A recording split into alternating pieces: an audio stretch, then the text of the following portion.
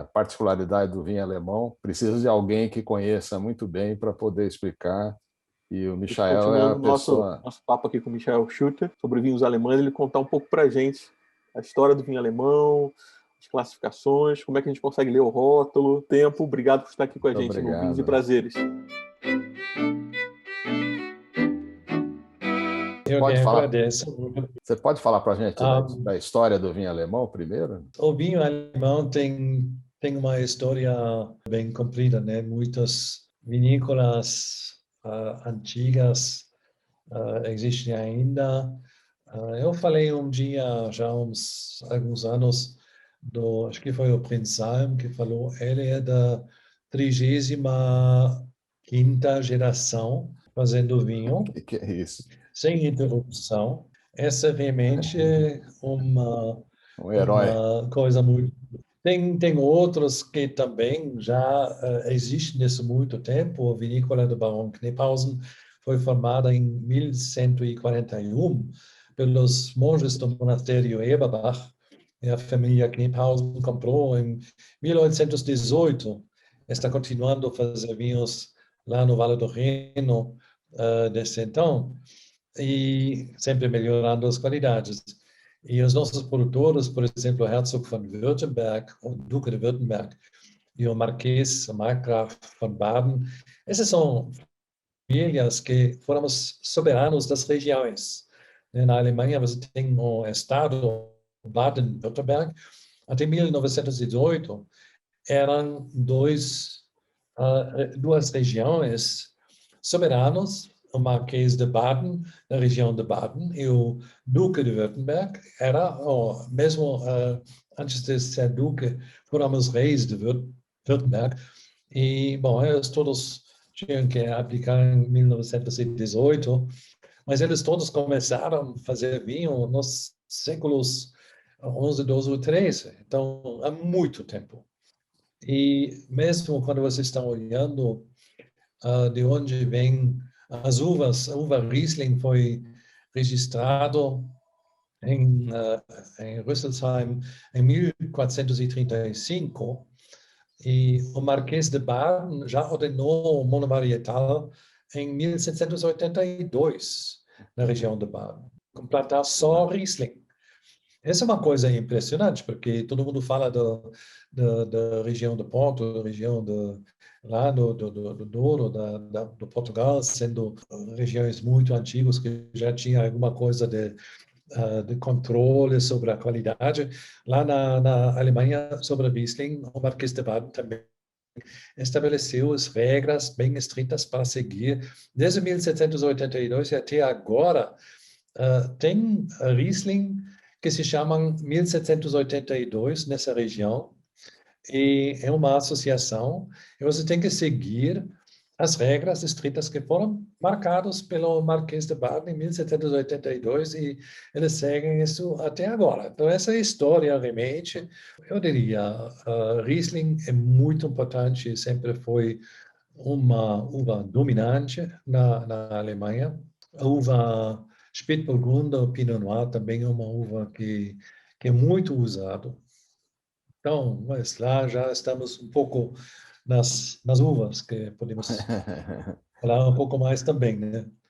Pode continuar, então. Não, mas eu acho que essas uvas são bem importantes. O que é pouco conhecido, Riesling na Alemanha é uma coisa que todo mundo vai pensar, assim, Riesling é muito importante na Alemanha, o país muito importante para Riesling.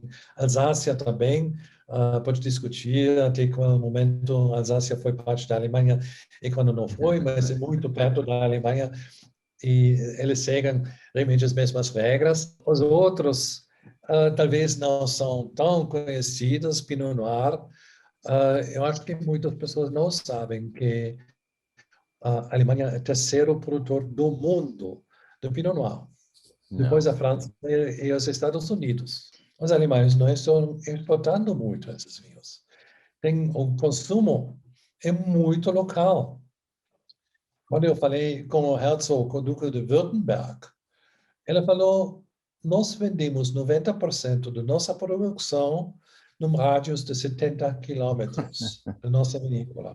Que é Local. Não sobra nada. É muito, eu diria, ecologicamente muito correto comprar vinhos regionais, né? Claro. Mas é uma coisa que está surpreendendo. Não, mas Pinot Noir é muito importante. Dornfelder é uma uva muito importante também, mas como eu já falei, é uma uva um pouco mais leve, por isso eu decidi não importar. Mas essas são realmente uvas. A Pinot Blanc é uma uva muito importante também. Acho que França e Alemanha são as mais importantes produtoras de vinhos da uva Pinot Blanc. Esses brancos que são gostosos, leves e frutados.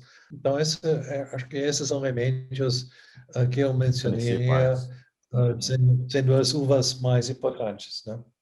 E a Gewurz? A Gewürztraminer é uma uva que vem do Alto Adige, então em alemão eu diria Südtirol, do norte da Itália, e a parte que fala muito alemão lá. E foi exportado para muitas regiões. Hoje, eu acho que mais Gewürztraminer se encontra na região da Alsácia. Quando eu trabalhei em 1968 na vinícola Hügel, em Reykjavik, e eu fiz a colheita de Gewürztraminer durante alguns dias, né? Foi uma experiência muito interessante. Eu tive 16 anos na época. Na Alemanha tem, na região do Palatinado, sobretudo, mas eu diria não é uma uva tão conhecida, mas como sempre tem uma demanda para Gewürztraminer também para outras regiões e também no Brasil, alguns produtores alemães estão oferecendo isso. E, Michel, e a Grüner Veltliner também é mais Áustria. na Áustria do que na Alemanha? Ou a Alemanha também tem alguma produção de Grüner Veltliner? O Grüner Veltliner é uma coisa realmente da Áustria. Acho que ninguém está tentando fazer. Acho que é realmente um vinho que precisa do clima da região da Áustria. Os alemães importaram a uva, a casta Lemberger para a Alemanha, que na Áustria se chama Blaufränkisch. E na parte Hungria, dos lagos lá, tem coisas, vinhedos da Áustria e da Hungria, que são realmente uma ao lado do outro. Na Hungria se chama Keck-Francos, em alemão se chama Lemberger, e o nosso produtor, Karl Kneippberg, pretende que um dos seus ancestros, que serviu como general para o imperador austríaco contra os turcos, levou as plantas, as mudas para a Alemanha para plantar. Em todo caso, Lemberger é uma uva, por exemplo, que é só plantada, é só usada na região de Württemberg, mas lá é muito usado. E é um vinho tinto que é um pouco semelhante ao Pinot Noir, um pouco mais estruturado, um pouco mais encorpado que os Pinot Noirs alemães.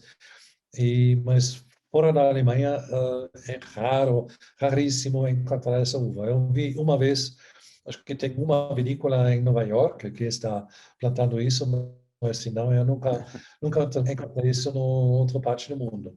Conta uma coisa para a gente, Michel. É muito difícil para nós brasileiros ler o rótulo dos vinhos alemães.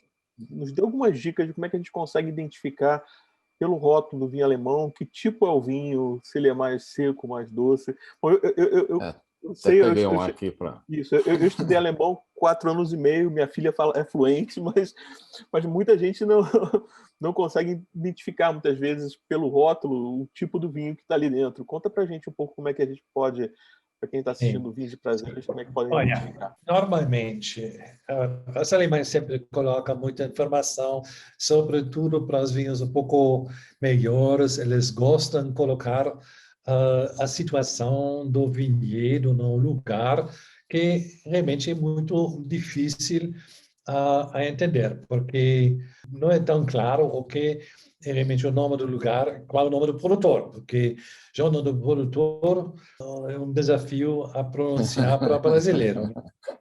Fala Reichsgraf von Kesselstadt, e você vai dizer Como o Barão Kniphausen, eu conseguiu treinar a minha equipe. Barão, pelo menos, é uma coisa que o brasileiro consegue falar. Claro, Kniphausen é já um impossível. pouco difícil, mas, bom, esses são os nomes. Nome do produtor fica no rótulo. Nome da parcela frequentemente fica no rótulo. Como aqui, E, né? Haugans aqui. normalmente, eles também colocam a uva. E hoje em dia, mais e mais produtores, sobretudo para os vinhos um pouco mais simples, realmente colocam só a uva. Por exemplo, Birkin Wolf, eles fazem o vinho que é o cartão de visita deles, o Gutswein, na classificação da Associação VDP, vamos falar disso um pouquinho ainda. Eles só colocam 2019 Riesling trocken. Sempre quando você tem a palavra trocken, você sabe daqui, que se trata de que se trata de um vinho seco, seco na boca, não seco segundo a legislação do Mercosul. A legislação do Mercosul é bem estrito, fala 4 gramas. Acima de 4 gramas não é mais seco. Na boca pode ser bem seco, porque o vinho pode ter muita acidez. Vinhos do Mercosul normalmente não têm tanta acidez. Então, na Europa existe essa regra. Se você tem até 8 gramas de açúcar e você tem pelo menos uma acidez que não deve ser inferior que 2 gramas embaixo do nível de açúcar, é um vinho seco. Então, 8 gramas, preciso 6 gramas de acidez. Mas eu posso te dizer, muitos vinhos, muitos Rieslings, sobretudo Vale do Reno, mas também no Palatinado, provavelmente tem entre 7 e 9 gramas de acidez. Se você tem um vinho com 9 gramas de acidez e 1 ou 2 gramas de açúcar, você vai dizer, nossa, esse é um vinho muito seco na boca, porque a acidez compensa o açúcar, equilibrando o açúcar. Essa é uma coisa importante. Mas, eu diria, para gosto, a palavra trocken, numa garrafa alemã, é importante para determinar um vinho seco. Depois, você entra nas classificações e as diferentes outras palavras que são usadas. Kabinett, Spätlese, Auslese, Beerenauslese, Trockenbeerenauslese e Eiswein. Tudo bem? Esse não for suficiente. Bom, esses são classificações da lei. A lei alemã fala que para um kabinett você tem que ter tantos graus de açúcar no mosto. Spätlese precisa ter pelo menos tanto, Auslese tanto, Beerenauslese, Trockenbeerenauslese. Além disso, Beerenauslese e Trockenbeerenauslese precisam ser feitos de uvas botritizadas. A gente vai falar disso ainda um pouco mais tarde, acho. Essas são as coisas que realmente só referem no teor de açúcar no mosto, mas não falam nada do vinho. Ainda tem alguns os produtores que não fazem parte do VDP, eles ainda fazem Spätlese trocken, Auslese trocken, e essas coisas. Lá, essa associação VDP, Verband Deutscher Prädikatsweingüter, ou Associação de Vinícolas Alemães de Predicado, de vinhos de predicado, eles criaram essa classificação da Borgonha, semelhante à Borgonha. No top, Grand Cru, se chama GG, o Grosses Gewächs. Quando você está traduzindo Grosses Gewächs para francês, é Grand Cru. Mas Grosses Gewächs é GG e a palavra Grand Cru é reservado para os franceses. Um andar mais embaixo, você encontra este lago, o Premier Cru. Cada vez para esses 2 primeiros andares, você precisa uma classificação da parcela pela associação. E esses eles seguem classificações históricas. Falando da história do vinho, o rei da Bavária já classificou no Palatinado algumas parcelas segundo a qualidade e a rentabilidade dos vinhos para levar os impostos. Esses mapas ainda existem e hoje em dia são usados também pelo VDP para dizer, não, o Gaisböll GC, Grand Cru do Bürklin Wolf, vem de uma parcela classificada grossa lager e já pelo rei da Bavária na época era classificada como um dos melhores vinhedos da área. Mesma coisa aconteceu no Vale do Reno, também tem uma classificação e mesmo, eu diria, na região do Mosel tem também antigas mapas com um tipo de classificação. Então, o VDP está olhando o terroir e os melhores do top são os große Lager, depois o erste Lager. Depois tem o nível Ortswein. Este realmente é o vinho de uma... Não é uma região, é um lugar específico. São diversos vinhedos juntos fazem esta região e podem ser Ortswein. Ortswein se chama Erbacher ou Wiltinger ou alguma coisa assim. O Schwarzhofberger, essas são denominações. Tem também, dentro dessas coisas, algumas parcelas que podem ser classificadas na classificação melhor. Mas o Ortswein é, então, a terceira categoria, a quarta categoria, que normalmente é a referência do cartão de visita da vinícola, é o Gutswein, vinho da fazenda, as regras do VDP dizendo que o viticultor tem que usar só fruta, uvas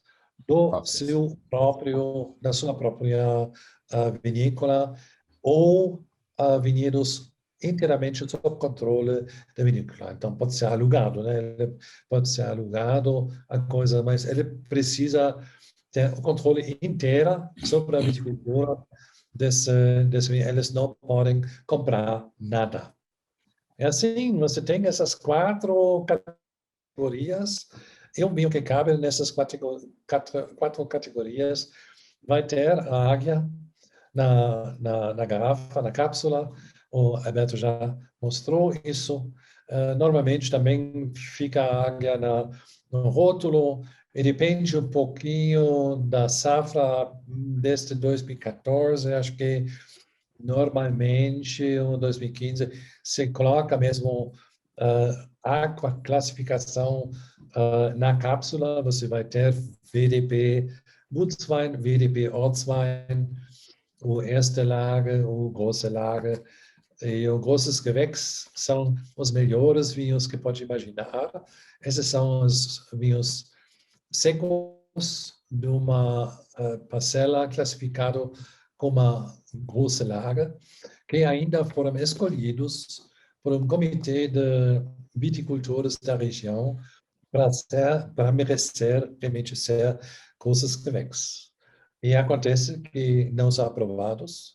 E quando não é aprovado, você vai ter um Gutswein Premium, mas você não pode vender como outra coisa, né? Então, se você pensou que você tem um GG, você fez uma seleção de bagos e tudo, e no final esse comitê fala que não passou, você perde um pouquinho, né? É uma coisa meio complicado. E como é que são as regiões vinícolas da Alemanha? Temos muitas regiões realmente. Eu diria, as mais conhecidas são a região de Mosel, com as sub-regiões Saar e Ruhr, pelo Riesling. Tem o Vale do Reno, realmente o berço do Riesling, mas também é usado muito pelo Spätburgunder, Pinot Noir. Tem a região de Baden e Württemberg, maioritariamente para vinhos tintos, Pinot Noir, Lemberger, esse Dornfelder também, mas também para Pinot Blanc e alguns outras uvas e também um pouco de Riesling em ambas essas regiões. Tem o Palatinado, que é muito conhecido também para Riesling e Pinot Noir, e que tem características muito semelhantes à região da Alsácia. Tem várias outras regiões no Reno e perto do Reno, a Mittelrhein, Rheinhessen, nahe. Tem a região do Ahr, que fica mais para norte, uma região conhecida pelos vinhos do Pinot Noir, ou Mayennais. E tem também algumas regiões na Alemanha Oriental, que se chama Saale-Unstrut, são vinhos brancos, Rieslings. E tem ainda a região de Franconia, com muito Silvaner, um pouco de Riesling, e também muito conhecido pelo Pinot Noir. Os Silvaner são essa garrafa um pouco... É uma multitude de regiões e provavelmente eu nem mencionei todas e a gente só tem essas, eu diria, as mais importantes que eu considero as mais importantes, né? E esses vinhos aí, o Ice Wine, aquele outro que eu não consigo pronunciar, que é doce também, né? A Trockenbeerenauslese, o TBA, felizmente a gente inventou essa abreviação. Trockenbeerenauslese é a combinação de várias palavras. Os alemães gostam de ter uma cadeia de substantivos, né? Auslese é uma seleção de bagos. E Beeren são os bagos. E Trockenbeeren significa uma seleção de bagos secos. Ou seja, uma seleção de bagos botritizados, porque TBA realmente precisa ser feitos de uvas botritizadas. O Eiswein, ao contraste disso, é realmente feito com uvas de boa saúde e você precisa ter uma temperatura de 8 graus negativos na colheita e na vinificação. Então, é uma coisa que é muito rara nesses anos. Nesse ano, várias vinícolas conseguiram fazer Eiswein, porque a gente teve um início de fevereiro muito, muito frio, e mesmo na Alemanha estava temperaturas até menos 15, menos 20 graus negativos. Então, eles conseguiram fazer Eiswein. O ano passado, só teve uma vinícola na Alemanha que conseguiu fazer uma Eiswein. Em 2018, eu lembro que mesmo o meu produtor Fürst-Hohenlohe estava produzindo uma Eiswein também. O problema é que você precisa deixar uvas de boa saúde no vinhedo e você está torcendo que vai dar certo e que vai ter gelo no inverno e frequentemente esse não foi o caso mais. Então, às vezes, os produtores perdem um pouco a coragem de tentar fazer isso, porque se não for, é perdido, né? Você pode jogar fora tudo.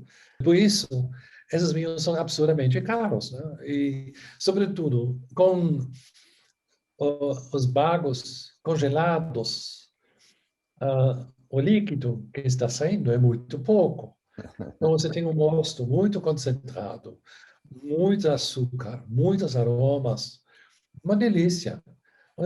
Você coloca num pequeno recipiente para fazer a fermentação, então você faz talvez 600, meia garrafas disso, e claro que esses vinhos são absurdamente caros.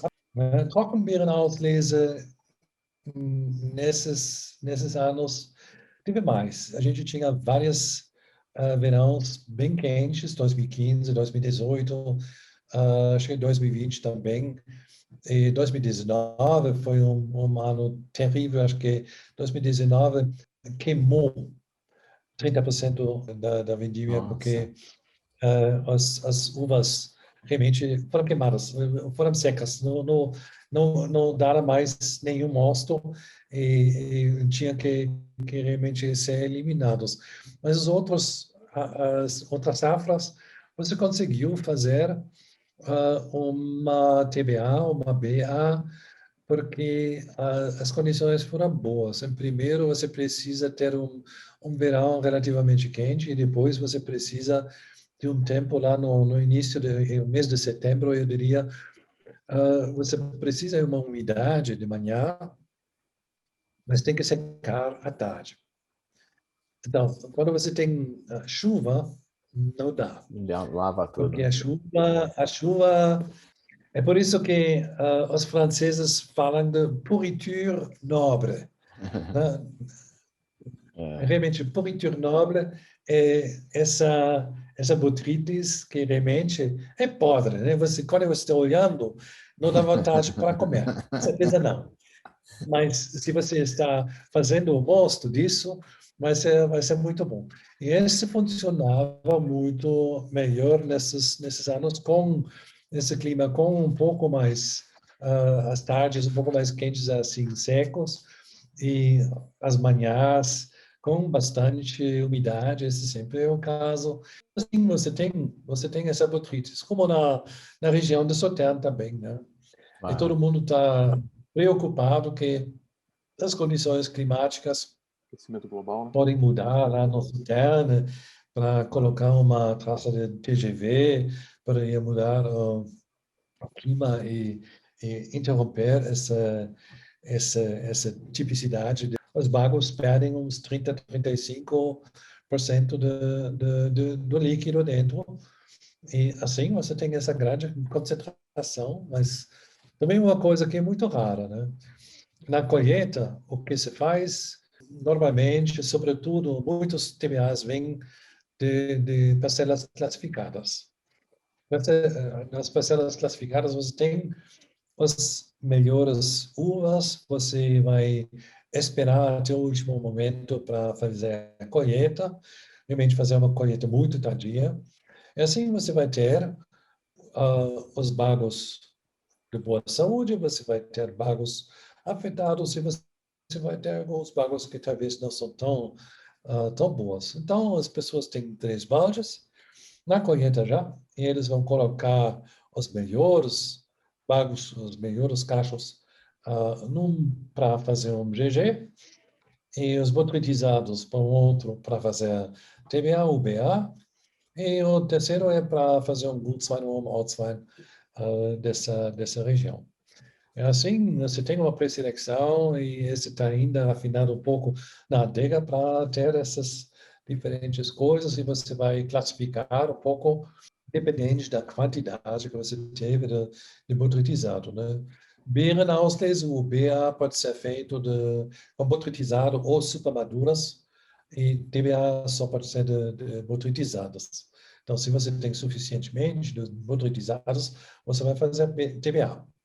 Se você não tem, se é uma mistura, você vai fazer uma BA. E assim vai.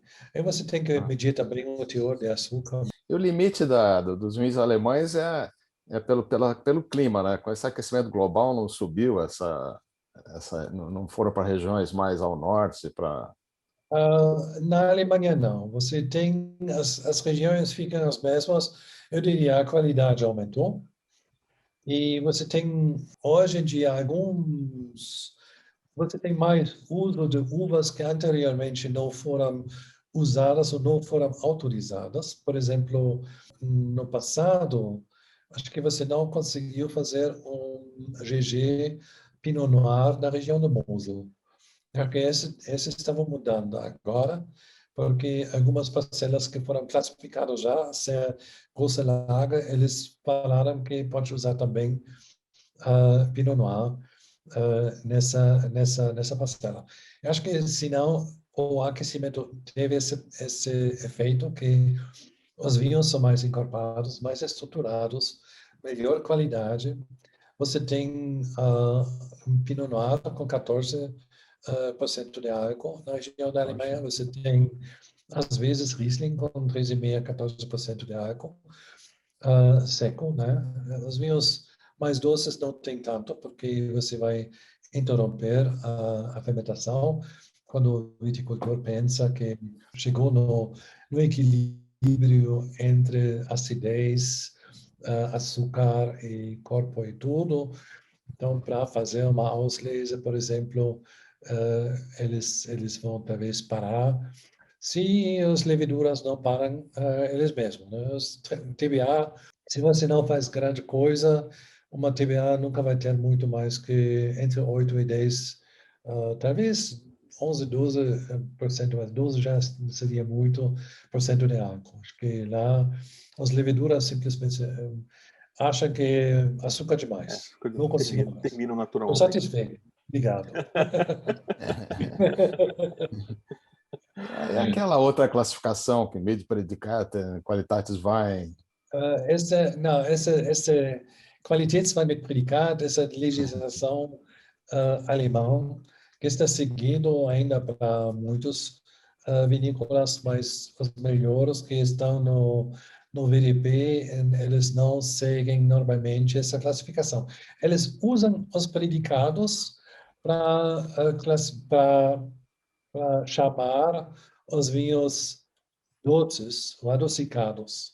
Então, hoje em dia, normalmente, eu diria, um vinho feito em 2019 ou 2020 por um viticultor VDP, uma Spätlese será pelo menos meio seco, provavelmente suave, e uma Auslese será provavelmente doce, o suave, entre o suave e doce. E os Beerenauslese, Trockenbeerenauslese sempre são doces. Mas esses predicados vêm do teor de açúcar no mosto, não do teor de açúcar no produto final, né? É por isso realmente não é Classificação. selo de qualidade. É por isso que o VDP falou, não, você pode fazer uma Auslese muito ruim. Se você é produtor VDP, a chance que o seu Auslese será ruim é muito pequena, porque você está seguindo muitas regras estritas, como fazer o vinho e tudo, e assim você vai ter um vinho de ótima qualidade e você pode só escolher qual é o nível de açúcar que você vai querer no vinho final. E, às vezes, se as leveduras pararam fazer a fermentação, já aconteceu, já está usado, sobretudo na região do Mosel, alguns produtores usam leveduras selecionadas para ter uma fermentação um pouco mais completa, para ter um vinho um pouco mais seco. Porque o gosto mudou no adocicado, no tempo do meu pai, para hoje, muda muito esse levemente adocicado com, sei lá, 15, 20 gramas de açúcar residual, até alguma coisa que tem ao máximo 5, 6 gramas de açúcar ou menos, né? Nós temos alguns do Palatinado que são embaixo dos 4. Eu tenho o Erbacher Steinborn do Vale do Reno, erste Lage, que eu acho que ele tem 1,6 gramas de açúcar residual e 13,5% de álcool. E ainda bastante acidez. Esse é um vinhaço que tem um caráter muito, realmente espetacular. Muito, muito bom. Fantástico. Esse é um dos meus preferidos, realmente. Esses vinhos de grande qualidade, Nossa Senhora. Riesling de grande qualidade é uma coisa para se apaixonar. Ah, sim. Verdade. E usa barrica nos vinhos brancos? Raro. Efetivamente, em 2012, Wisselbrunn GG, que nós provamos, descobrimos que o produtor estava usando uma barrica, porque esse vinho tinha uma cor bem diferente, também alguns aromas que lembraram um pouco barrica, mas é muito raro. Eu diria, hoje em dia, tem viticultores que estão experimentando com isso, mas eu diria, Riesling brancos, a maioria gosta de colocar os vinhos que são um pouco melhores para esses grandes tonéis, né? De 1.000 ou 2.000 litros, que já foram usados milhares de vezes. Brooklyn Wolf tem esses grandes tonéis do início do século de 1912, ou alguma coisa assim, e ainda usam, porque a microoxidação está ainda funcionando, mas o tonel não vai dar gosto do barril, do tonel para vinho. Então, essa é ainda a preferência. Tem outra característica, que hoje muitas viticulturas fazem um pouquinho mais de maceração do que foi feito anteriormente, mesmo com vinho branco. Inicialmente, muitos vinhos brancos foram pressados diretamente e nem passaram um pouco com maceração fria.